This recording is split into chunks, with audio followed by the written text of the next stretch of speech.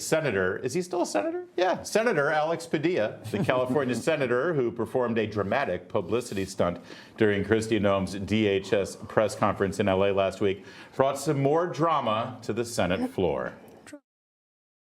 What will a city already on edge from being militarized think when they see their United States senator being handcuffed just for trying to ask a question? And what will my wife think?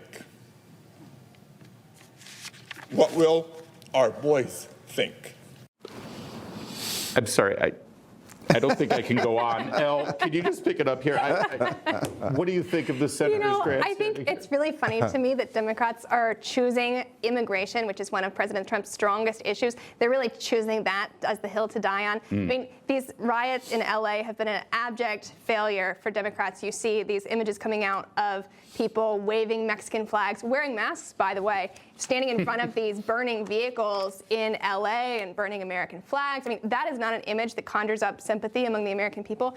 And immigration is an issue that the American people are repeatedly on President Trump's side, not just in deporting violent criminals, people who have broken both our immigration laws and other criminal laws, but also the American people want to see him deporting people, everyone who's here illegally. And that's something that is poll after poll shows is popular. And I'm not sure why Democrats are choosing this issue. It's gotten even worse for Democrats, if you don't mind, Jason. You got to see this. In New York City, Comptroller, and look at that. He's a mayoral candidate. Brad Lander appears to be looking for some publicity himself because of next week's primary. He got arrested by putting his hands on federal agents at an immigration court in Manhattan, where he was trying to accompany a person out of a courtroom.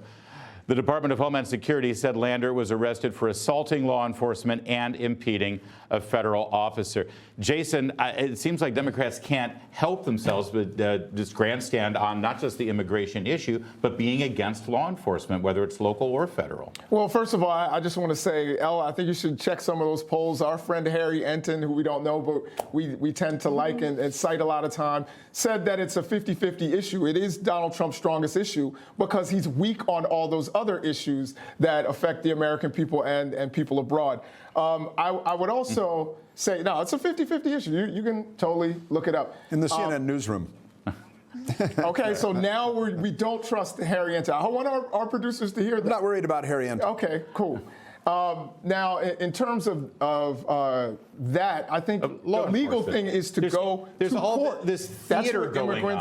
But the theater is that these politicians keep wrestling to the ground with law enforcement agents. That's not 50-50. The American people want the rule of law respected. And here's the thing. It is better to allow for law enforcement to allow for immigrants to go to immigration court or to go to any court, because when they start being afraid of law enforcement, they won't call law enforcement. They'll witness crimes and they won't testify. These are things that are important. That's not even what we're talking about now. We're talking about elected Democrats violently assaulting federal law enforcement agents all across the country because they've made it fashionable. And, from California to New York, they've made it very trendy. It's, California, you said, was the land of milk and honey, at least it used to be, I think.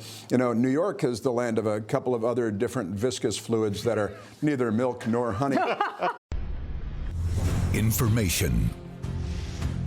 Truth.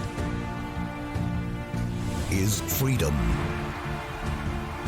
Is Newsmax. It's real news for real people.